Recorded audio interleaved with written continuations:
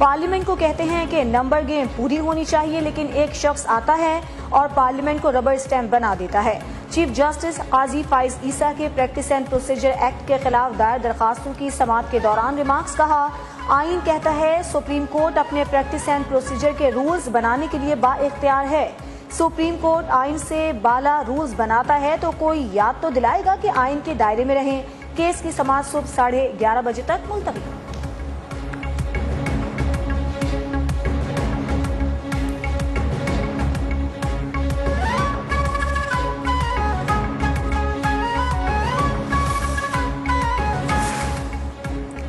अगर पार्लियामान के लिए दरवाजा खोल देते हैं कि वो सुप्रीम कोर्ट के हर मामले में मुदाखलत करे, एक बार दरवाजा खुल गया तो इसका कोई सिरा नहीं होगा। जस्टिस एजाजुल एहसन के रिमार्क्स। जस्टिस मुनीब अख्तर ने रिमार्क्स दिए, आइन और कानून के मुताबिक रूल्स बनाने के लिए पाबंद करने का मतलब है मौजूदा कानून के मुताबिक रूल्स बनेंगे। जस्टिस जमाल मंदोखेल ने कहा, आइन साजों ने इख्तियार सुप्रीम कोर्ट को देना होता तो वाज़ेह लिख देते, अगर कोई भी ज़ाबिता कानून या आइन से मुतसादिम होगा तो वो खुद ही कलदम हो जाएगा। जस्टिस मुजाहिर अली अकबर नकवी ने रिमार्क्स दिए, सुप्रीम कोर्ट के रूल्स पर पार्लियामेंट ने पाबंदी लगाई, लेकिन हाई कोर्ट और शरई अदालत के ज़ाबितों पर पाबंदी क्यों नहीं। जस्टिस अतहर मिनल्लाह ने पूछा, क्या पार्लियामेंट बुनियादी हुकूक से मुताल्लिक कानून साजी नहीं कर सकती। प्रैक्टिस एंड प्रोसीजर से ज्यादा बड़ा मसला जबरी गुमशुदगियों का है। जस्टिस मुसर्रत हिलाली ने कहा, एक्ट में आइन की कौन सी शिक का हवाला दिया गया है, ऐसे तो सादा अक्सरियत से कानून साजी का दरवाजा खोला जा रहा है।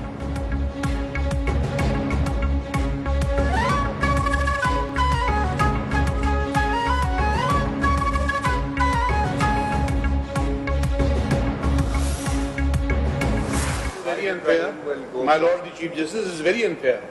आपने कहा था कि अटॉर्नी जनरल साहब को आर्ग्यू करने दें, हम आपको बाद में सुनेंगे। अब आप ऑर्डर शीट दिखाइए, ये दिखाइए। आप अपने असलूब को देखिए, आप अपने असलूब को देखिए, फिर आप हमारे मुतालिक बात कीजिए। देख लेते हैं। आपका अपना असलूब ठीक नहीं है। ख्वाजा तारिक रहीम साहब ने इसी वास्ते आ जाने से इनकार कर दिया। चीफ जस्टिस और वकील इम्तियाज सिद्दीकी के दरमियान तल्ख जुमलों का तबादला। इम्तियाज सिद्दीकी का दलाइल के लिए वक्त न देने पर एतराज। बोले, आपने कहा था पहले हमें सुनेंगे फिर अटॉर्नी जनरल को सुनेंगे, हमें न सुनना नाइंसाफी है। ख्वाजा तारिक रहीम आपके रवैये की वजह से आज अदालत नहीं आए। चीफ जस्टिस ने पूछा, हुक्मनामे में कहाँ लिखा है कि आपको अभी सुनना है, कोई बात करने की तमीज होती है। चीफ जस्टिस फाइज ईसा के हुक्म पर इम्तियाज सिद्दीकी अपनी निशिस्त पर बैठ गए।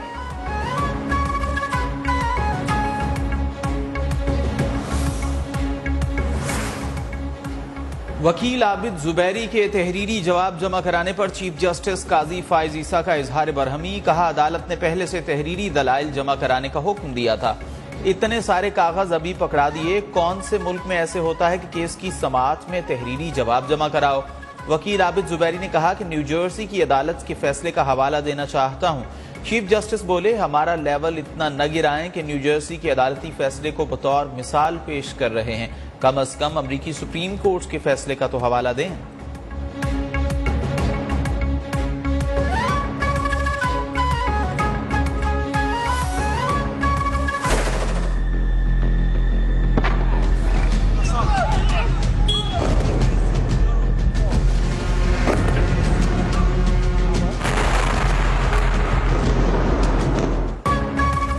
हमास के जंगजुओं और काबिज इसराइली फोर्सेस के दरमियान तीसरे रोज भी लड़ाई जारी। फौजियों और पुलिस एहलकारों समेत 800 इसराइली हलाक, 2500 से जायद जख्मी। गाजिब इसराइली फोर्सेस की गजा पट्टी में कम अज कम 1000 मकामात पर वहशियाना बमबारी। शोहदा की तादाद 500 हो गई। 91 मासूम बच्चे और 61 खवातीन भी शोहदा में शामिल। इसराइली बमबारी से कैदी बनाए गए 4 इसराइली भी हलाक। मीडिया रिपोर्ट्स के मुताबिक काबिज फौज ने मासूम फलस्तीनियों पर फास्फोरस बम बरसाए। बमबारी से मसाजिद शहीद, अस्पताल और स्कूल मलबे का ढेर बन गए। हमलों में 2 पनाहगुजीन कैंप भी मलियामेट। अक़वाम मुत्तहिदा के मुताबिक गजा में 1,25,000 से जायद लोग बेघर हो चुके हैं। इसराइली वज़ीर दिफा का गजा की मुकम्मल नाकाबंदी का हुक्म। गजा में बिजली, खुराक और ईंधन सब बंद। गाजी फौज की शहीद फलस्तीनियों की मैयतों की भी बेहुरमती।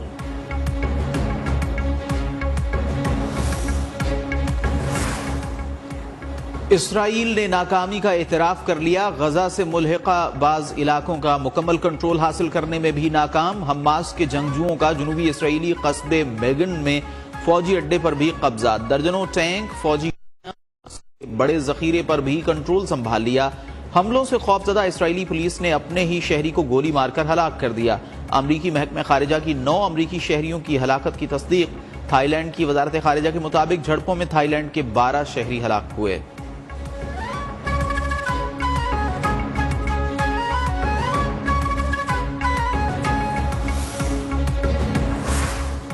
कतर की सालिसी में हमास और इसराइल के दरमियान कैदियों के तबादले के लिए मुज़ाकरात जारी। गैर मुल्की खबर एजेंसी के मुताबिक इसराइली खवातीन बच्चों के बदले इसराइली जेलों से 36 फलस्तीनी खवातीन को रिहा करवाया जाएगा। फलस्तीनी मज़ाहमती तंजीम इस्लामी जिहाद का कहना है कि अपने तमाम जंगजुओं की रिहाई के लिए इसराइल के साथ जंगी कैदियों के तबादले पर गौर कर रहे हैं।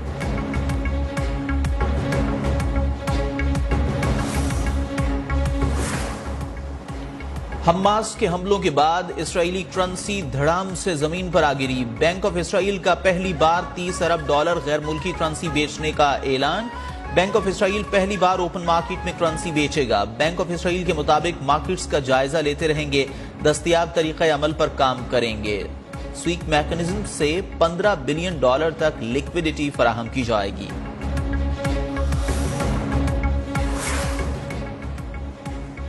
अमेरिका की जानिब से इसराइल को जंगी सामान की फराहमी। बहरी बेड़ा, जदीद जंगी तैयारे, क्रूज मिसाइल और दीगर सामान लेकर इसराइल रवाना।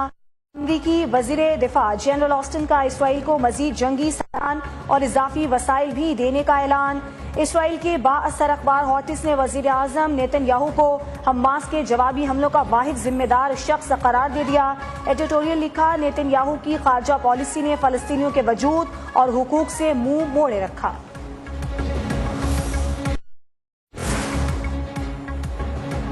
इसराइल फलस्तीन कशीदगी पर अक़वाम मुत्तहिदा की सलामती काउंसिल का बंद कमरा इजलास बेनतीजा खत्म। अमरीकी और इसराइली मुतालबे और दबाव के बावजूद कई अराकीन का हमास के हमलों की मजम्मत से इनकार। रूसी सफीर का फलस्तीन से मुताल्लिक पहले से तयशुदा मुआहदे पर अमल दरामद का मुतालबा। चीनी सफीर ने कहा, मामले पर सलामती काउंसिल को पहले किरदार अदा करना चाहिए था।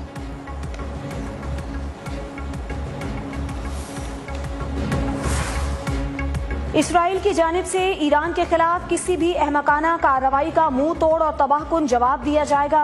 इसराइली धमकियों पर ईरानी वजारत खारजा का रद्द अमल। लबनानी वजीर खारजा के मुताबिक हिजबुल्लाह ने इसराइल के खिलाफ कार्रवाई न करने की मशरूत यकीन दहानी करवाई है। हिजबुल्लाह का मौकिफ है कि लबनान से छेड़खानी न हुई तो जंग में शामिल नहीं होंगे।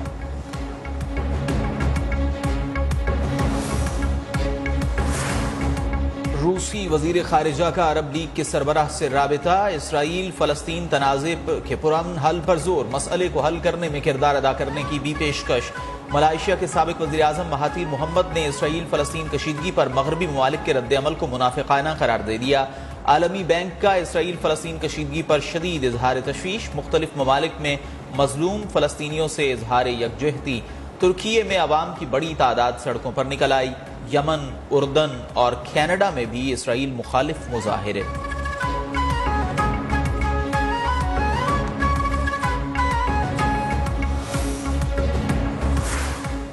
फलस्तीन पर हमारी खारजा पॉलिसी पहले दिन से वाज़ेह है। मशरिक़ वुस्ता में अमन का क़याम 2 रियासतों के क़याम पर मुज़मिर है।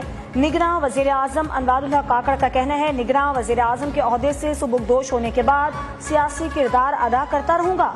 इंतहा पसंदी का कलाकमा किया जाएगा। आखिरी दहशतगर्द के खात्मे तक दहशतगर्दी के खिलाफ जंग जारी रहेगी।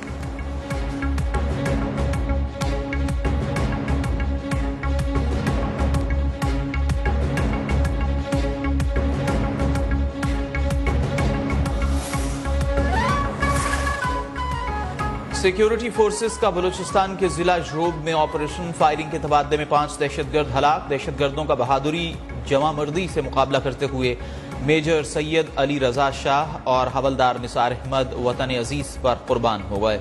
ISPR के मुताबिक पाकिस्तान की सिक्योरिटी फोर्सेस हमारे बहादुर जवानों की मकरूज हैं। इलाके में दहशतगर्दों के खात्मे के लिए सर्च ऑपरेशन जारी।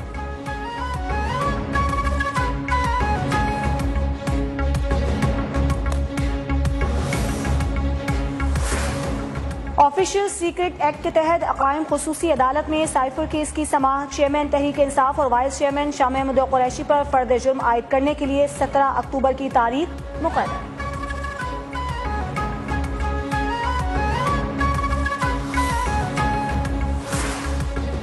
इस्लामाबाद की खुसूसी अदालत के जज अबुल हसनात मोहम्मद जुल्करनैन का अडियाला जेल में चेयरमैन पीटीआई और शाह महमूद कुरैशी के बैरकों का सरप्राइज दौरा। कहा, चलने फिरने के लिए चेयरमैन पीटीआई के कमरे की जगह कम है।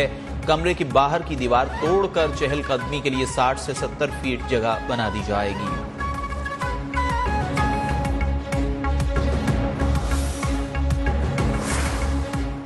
नवाज शरीफ की क़यादत में मुस्लिम लीग नून से ज्यादा अवाम का कोई हमदर्द नहीं। नून लीग ने हमेशा कौम से सच बोला। साबिक वज़ीर आज़म शहबाज शरीफ की साबिक अरकान कौमी और सूबाई असम्बली से गुफ्तगू। कहा, नवाज शरीफ का सुनहरा दौर फिर वापस आ रहा है। महंगाई में कमी का आगाज जल्द होने वाला है। तेज रफ्तार तरक्की का सफर फिर शुरू होने को है।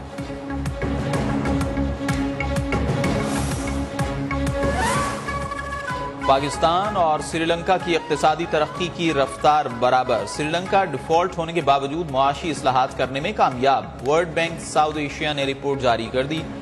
2021-22 में पाकिस्तान में तरक्की की शरह 6.1% से मनफी 0.6 हुई।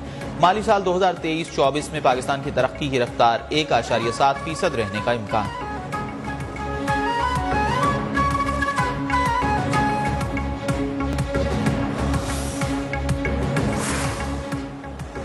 इंटरबैंक में डॉलर $1 मजीद सस्ता। नई कीमत 281 रुपए 65 पैसे हो गई। ओपन मार्केट में डॉलर 50 पैसे सस्ता होकर 281 रुपए का हो गया। पाकिस्तान स्टॉक एक्सचेंज में कारोबारी हफ्ते के पहले रोज इंडेक्स में मिला जुला रुझान। मार्केट 228 पॉइंट्स इजाफे से 47,721 पॉइंट्स पर बंद हुई।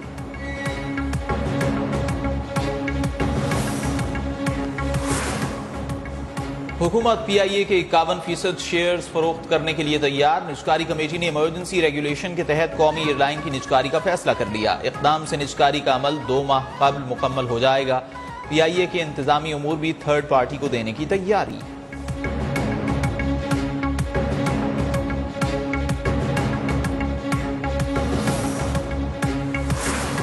गैर कानूनी मुकीम गैर मुल्कियों को पाकिस्तान छोड़ने की मोहलत में 22 दिन बाकी रह गए। गैर कानूनी तौर पर मुकीम किसी गैर मुल्की को नहीं छोड़ेंगे। निगरान सूबाई वजीर दाखिला ब्रिगेडियर रिटायर्ड हारिस नवाज ने वाज़ कर दिया। कहा, गैर कानूनी तौर पर मुकीम जो अफगान शहरी पकड़ा जाएगा उसे चमन बॉर्डर के जरिए वतन वापस भिजवाएंगे।